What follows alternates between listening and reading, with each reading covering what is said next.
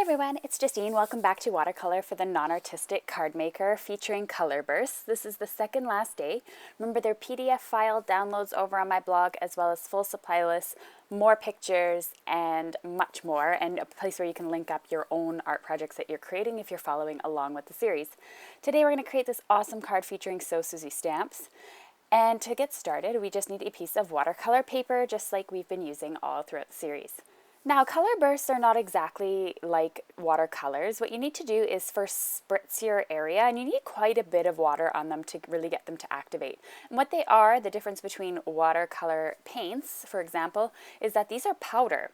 So you just put the water on, and then you just add a little bit of powder, and they completely burst out, hence their name. These are by Ken Oliver. Currently there are 12 colors available, and I believe they just released 6 new ones at Chaw. They're absolutely amazing. They're a really great price point, and I absolutely love them. They create some really fun backgrounds. Now, for me personally, to create an entire background out of this and make a card out of it is not really my style. It's a little too vintage for my style and things like that. So I like to find sort of creative ways to use these really fun backgrounds in other ways on my card, which usually involves die cutting them or cutting them down. Now, the colors I'm using today on this project are burnt orange, lemon yellow, yellow ochre, I think it's called, and then I'm also going in with a bit of Merlot to give it some effect. And you can see there are some blue and green tinges in my bottle. I'm assuming it's supposed to be like that because a few of my bottles do that, and but it really just creates some awesome looks. So as you can see, I'm just adding more and more, spritzing more water here and there, and then I'm going to take my heat gun and kind of move all the colors around, or you could lift it up and let all the colors sort of run down a certain area, whichever way you want, but they're just going to keep activating with water. So I'm just going to speed up the process a little bit here as I'm adding the final touches of Merlot, just to add a little bit more red in there. And then we're going to just go in with a heat tool and just dry our paper. You can also let these air dry. I'm sure that would be absolutely no problem, but I like the way how it reforms my paper. So when your cardstock dries, usually with most cardstocks, they'll actually go down to their original form if they're meant to be used with water, like the manila tags from Tim Holtz or watercolor paper. So now you can see I'm just spritzing more with water, just playing around, so you can heat dry them and then spritz them again, and they'll keep reactivating. I noticed, which was really cool about the product as well. So once I had my dry background, I wanted to do some stamping, and I'm using So Susie Stamps Vintage Balloon Stamp, and I absolutely love the stamp. It's so gorgeous and great for vintage cards.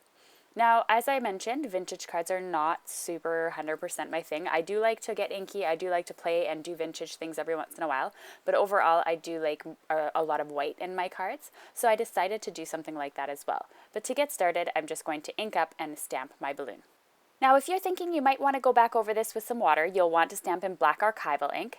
Me personally, I was stamping with the black archival and it just wasn't getting black enough, so I went in with my VersaFine black onyx ink and really just stamped that so that it was quite black and dark and vibrant.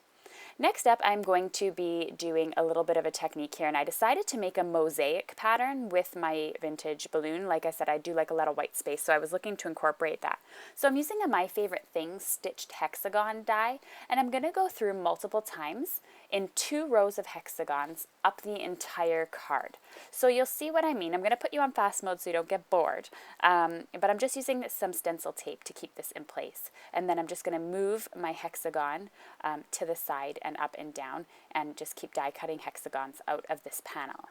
I'm really hoping that everyone is enjoying this watercolor class. Thank you so much for all the feedback, constructive criticism that people have been giving me, and for saying thank you, all the thank yous. I really appreciate everyone watching and sharing and really making this class a success. Just remember that I'm planning on doing these monthly as long as these are getting more engagement than my standard YouTube videos, because these classes are a ton of work, creating the PDF files, creating all the videos and the editing, everything like that. So be sure to share in some way, either copy the link and share it to your social media or your blog or whatever, or share using the share buttons on YouTube or over on my blog.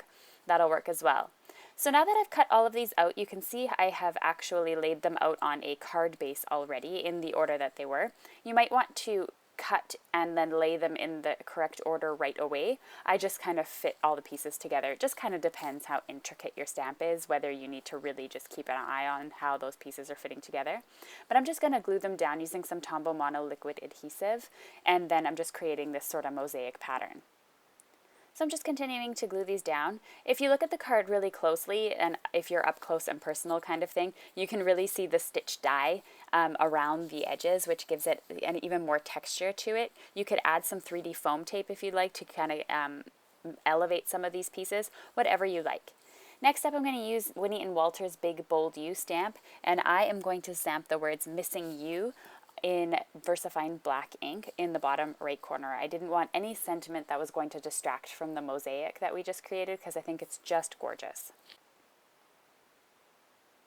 So the Misty Mix It really ensure that I'm not going to make any mistakes on this card. That's why I absolutely love stamping with the Misty, because there's no stamps with ink falling onto your card. You're not partially stamping anything. You just get a perfect imprint every time, and if not, you can go over it in the same spot.